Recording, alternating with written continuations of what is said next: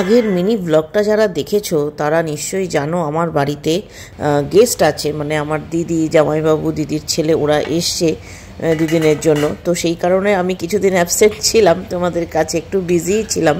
তো আজকে সকালে এখন করে নিচ্ছি ব্রেকফাস্ট, কারণ আজকে একটু ইভেন্টফুল ডে একটা, তার কারণ কিছুক্ষণ পরই তোমরা জানতে পারবে।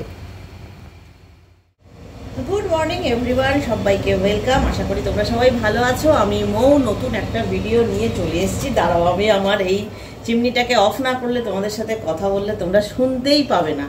তো যাই হোক, আজকের সকালটা শুরু করলাম টোটালি একটা লাইফস্টাইল ব্লগ। আজকে আমার লাইফে একটু হলেও স্টাইল থাকতে পারে, তার জন্য তোমাদের সঙ্গে থাকতে হবে সারাটা দিন আমার সাথে। আমি কি কি করছি না করছি সবটাই এই ব্লগে তোমাদের জন্য থাকছে, শেয়ার করব। তো চলো এখন ব্রেকফাস্ট বানিয়ে নিচ্ছি, কারণ এতগুলো লোকের ব্রেকফাস্ট, ওই জন্য দুদিকে চাপিয়ে দিয়েছি, ঝটপট করে নেবো। ব্রেকফাস্ট সেরে নিই, তারপর কি করছি সেটা তোমাদের সঙ্গে অবশ্যই শেয়ার করব। তো সঙ্গে থাকো। Tata tata.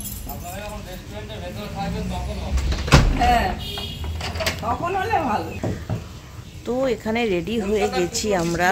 তো আমরা একটু বেরোচ্ছি দিদিদেরকে নিয়ে, মানে আমি বেসিক্যালি বেরোচ্ছি, কারণ সৌভিক আর ঝিনুক আজকে আমাদের এই গ্রুপে নেই। 1 নম্বর আমার গাড়িতে জায়গা হবে না, আর 2 নম্বর ঝিনুকের টিউশন আছে, সৌভিকের দোকান আছে। তো ওদেরকে নিয়ে একটু আশেপাশেই একটু যাব। তো যেখানে যাব সেখানে তোমাদেরকে অবশ্যই শেয়ার করবো কোথায় যাচ্ছি।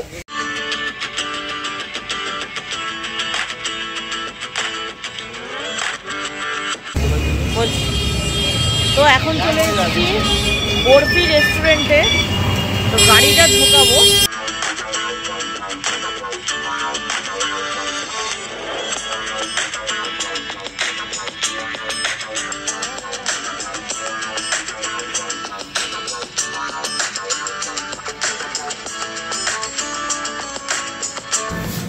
তো আমি এখন চলে এসেছি ব্যান্ডেল চার্চের একদম কাছে বরফি রেস্টুরেন্টে। এখানে দিদিদেরকে লাঞ্চ করাবো। আজকে সৌভিক আর ঝিনুককে একটু মিস করছি, ঝিনুকের টিউশন আছে, আর ও এখন এই সমস্ত অ্যামিউজমেন্ট থেকে নিজেকে একদম দূরে রাখছে। তো চলো দেখা যাক লাঞ্চে এখানে কী নিই। আমরা এখন এই বেঙ্গল, যেটা ইন্ডিয়ান সেগমেন্ট, এখানটায় রয়েছি। এখানে বাঙালি থালি খাবে ওরা। তো দেখা যাক কি খাওয়া যায়, যাই খাই না খাই তোমাদের সঙ্গে শেয়ার করবো, এবং এরপর আমরা কোথায় যাচ্ছি সেটা দেখার জন্য সঙ্গে থাকবো।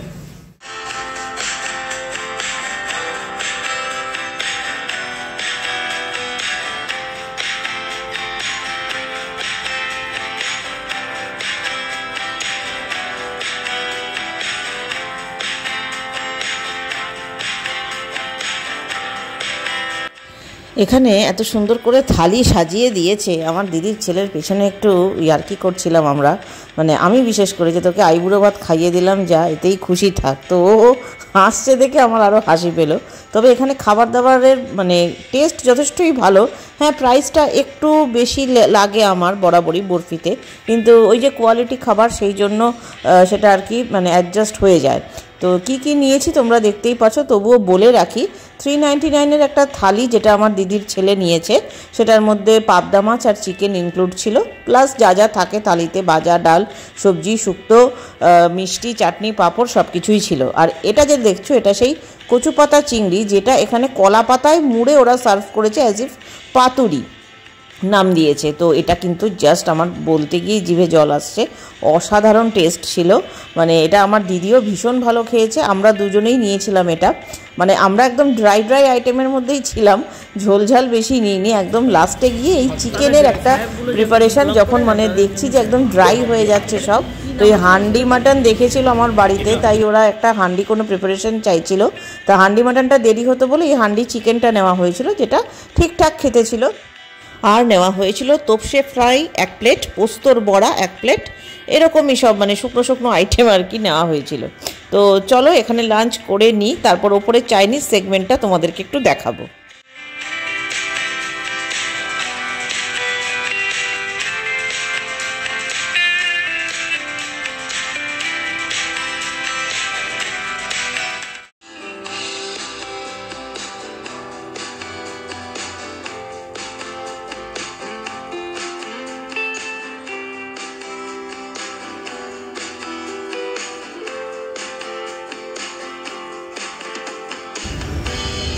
তো এই মুহূর্তে আমি দাঁড়িয়ে আছি বরফি রেস্টুরেন্টের ওপরে, যে চাইনিজ সেগমেন্টটা, সেখানে অসাধারণ ইন্টেরিয়ার। এখানে মানে এখানকার চাইনিজের মানে খাওয়ার আগে তোমাদের ইন্টেরিয়ার মানে মন কেড়ে নেবে। আলোগুলো জ্বলছে না যেহেতু এখানে কেউ নেই, তো মানে তোমাদের কি বলবো, আমি আগে এসছি এখানে ভিডিও করেছি, তো অপূর্ব ইন্টেরিয়ার, আরও অসাধারণ লাগে। এখানে একটা মকটেল কাউন্টার রয়েছে ওনাদের, এই পুরো দেওয়ালটায় আলো জ্বলে, অপূর্ব লাগে অপূর্ব লাগে।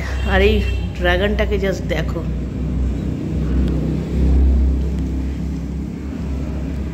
ড্রাগনটাকে দেখো, অসাধারণ। আমরা এসে গেছি ব্যান্ডেল চার্চে। ব্যান্ডেল চার্চে দিদিদেরকে একটুখানি ঘোরাবো। খোলা আছে, সাধারণত খোলা থাকে না, তো খোলা পেয়ে গেছি, চলো তোমাদের সাথে শেয়ার করি। যারা দেখেছো তারা জানো, যারা এখনও দেখোনি ব্যান্ডেল চার্চ তারা ভিডিও থ্রু দেখে নাও।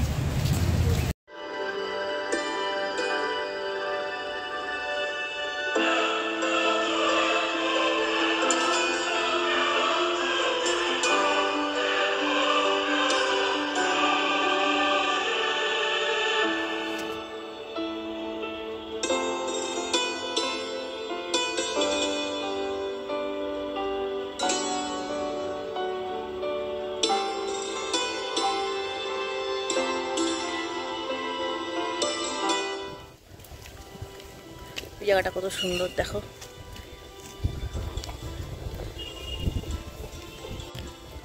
এই যে পোর্শনটা দেখছো তোমরা, এই পোর্শনটা কিন্তু পরে অ্যাড হয়েছে। এটা আগে ব্যান্ডেল চার্চের ইয়েতে ছিল না, এটা পরে অ্যাড হয়েছে এই গার্ডেনটা। আমরা অনেকবার এসছি আফটার ম্যারেজ, আমি তো প্রচুর এসছি ব্যান্ডেল চার্চে, অনেক মানে শীতকাল হলেই চলে আসা হতো। কিন্তু একটা জিনিস তোমাদের দেখাই, এই যে পোর্শনের যে গার্ডেনটা, যারা জানো তারা জানো, যারা জানো না তাদের জন্য বলছি, এই গার্ডেন পোর্শনটা নতুন অ্যাড হয়েছে। এখানটা পুরো গার্ডেন করে দিয়েছে, খুব সুন্দর ভিউ এখান থেকে গার্ডেনের। শীতকালে এই পোর্শনটা দারুণ দেখতে লাগে, পুরো ফুলে ভর্তি থাকে। ঝিনুককে মিস করছি আজকে ঝিনুককে খুব মিস করছি, কারণ ঝিনুকের খুব ফেভারিট জায়গা এই জায়গাটা ব্যান্ডেল চার্চ। তো এখানে খুব ভালোবাসে ঝিনুক আসতে, বাট আজকে কিছু করার নেই, অ্যাটলিস্ট এই ইয়ারটা। তবে বাড়ির কাছে যেহেতু যখন খুশি ওদের আনতে পারবো। এখানে দেখো, আর ব্যান্ডেল চার্চ আলাদা করে আমি দেখছি তাই তোমাদের দেখাচ্ছি। এখানে এই যে জাহাজের মাস্তুলটা রাখা অরিজিনাল, এটাই একটা আলাদা ব্যাপার। কত হিস্ট্রি হ্যাঁ থাকে বলো, দারুণ। এইখানটায় লেখা রয়েছে যে মাস্তুলের ইতিহাস। আমার জামাইবাবু দেখাচ্ছে, আমার জামাইবাবু হচ্ছে হিস্ট্রি পাগল আদমি, হিস্টোরিক্যাল জায়গা দেখতে খুব পছন্দ করে বলে একে আনা হয়েছে। কি দেখাচ্ছে তোমাদের দেখাই, কি দেখাচ্ছ বলো? 2010 সাল পর্যন্ত এই মাস্তুল বাইরে বসানো ছিল। ও 2010 অবধি বসানো ছিল? ভেঙে পড়ে তখন ভেতরে। আচ্ছা,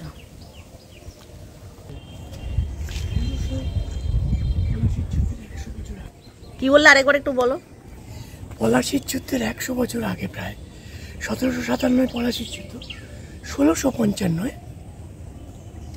এইখানে একটা জাহাজ যেতে যেতে ঝড়ের মুখে পড়ে।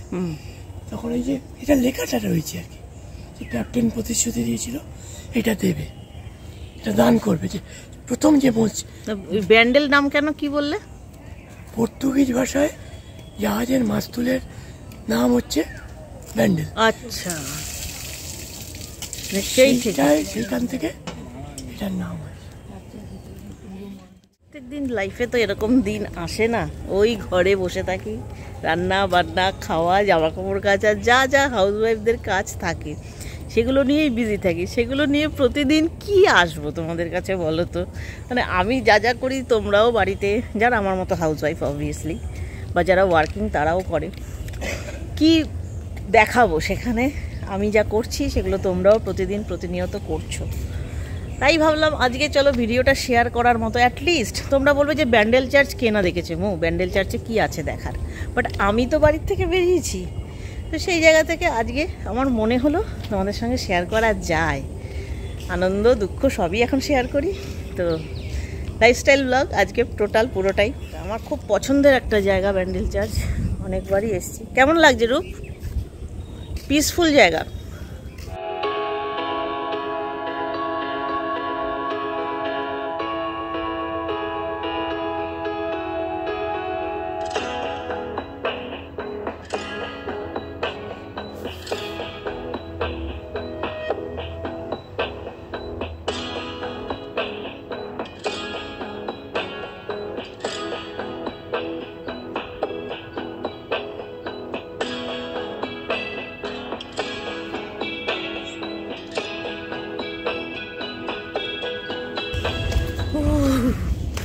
অনেকদিন পর এসেছি তো, বেশ নেই এতগুলো সিঁড়ি চড়া।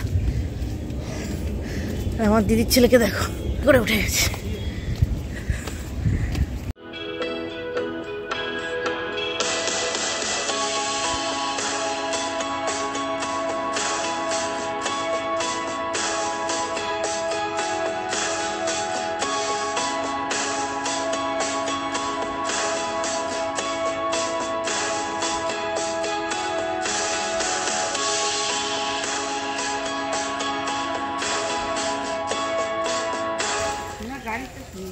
তো ব্যান্ডেল চার্চ থেকে এখন এসছি বাঁশবেড়িয়ার হংসেশ্বরী মায়ের মন্দিরে।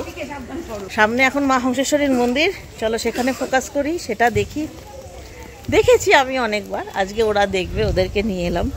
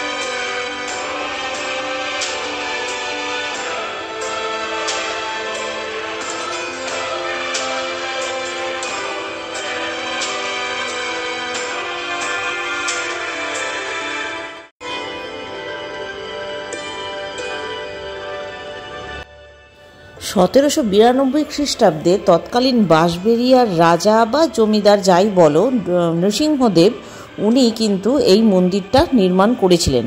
এবং যেটা মনে করা হয় যে বাংলায় কিন্তু এই হংসেশ্বরী মন্দিরের মতো দ্বিতীয় মন্দির আর কোথাও নেই। মানে এর যে স্থাপত্যটা রয়েছে না, এটা টোটালি ইউনিক একটা ব্যাপার। এর জন্য তোমরা গুগল করে জানতে পারো, অনেক ভালো ডিটেলস তোমরা মানে জানবে সেখানে, মানে দেওয়াই আছে গুগলে। টোটালটাই কিন্তু পুরোপুরি একটা তন্ত্র মতে তৈরি এই মন্দিরের যে পরিকাঠামোটা। যেমন এই যে গোপীনাথের যে মন্দিরটা, নারায়ণ মন্দির, এই মন্দিরটা আগে যাওয়া যেত, এখন একদমই মানে ভগ্নপ্রায়, সেই জন্য এরা বোধহয় বন্ধ করে রেখেছে, কারণ দড়ি দিয়ে পুরো গার্ড করা রয়েছে। আগে আমরা এটাতেও গেছি এবং এর পেছন দিকটাও অসাধারণ। এখন এই পেছন দিকটায় দাঁড়িয়ে আছি মন্দিরের, এত ভালো লাগছে এখানটা এসে। আজকে ওয়েদার সকাল থেকে প্রচণ্ড বৃষ্টি ছিল, কিন্তু তারপর যে এরকম রোদ উঠবে ভাবিনি, মানে বেরোতে যে পারবো ওদেরকে নিয়ে। এদিক থেকে দেখো মন্দিরটা, যারা কখনো দেখোনি এই মন্দির তারা আমার ভিডিও থ্রু দেখে নাও। আর এই রাস্তায় আমি কিভাবে যাচ্ছি দেখো।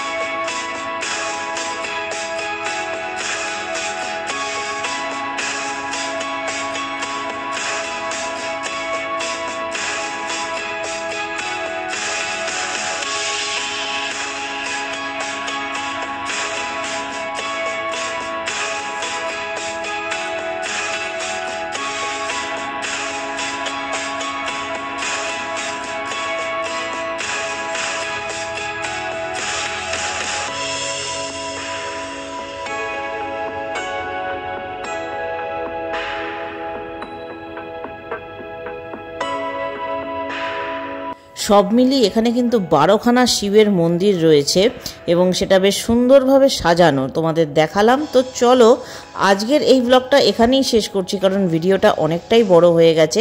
এবার আমরা হংসেশ্বরী মন্দির থেকে বেরিয়ে গেছি, দিদিদেরকে হালকা ফুলকা স্ন্যাক্স খাওয়ানোর জন্য কোথায় নিয়ে গেলাম সেটা জানার জন্য কিন্তু পরের ব্লগটায় সঙ্গে থাকতে।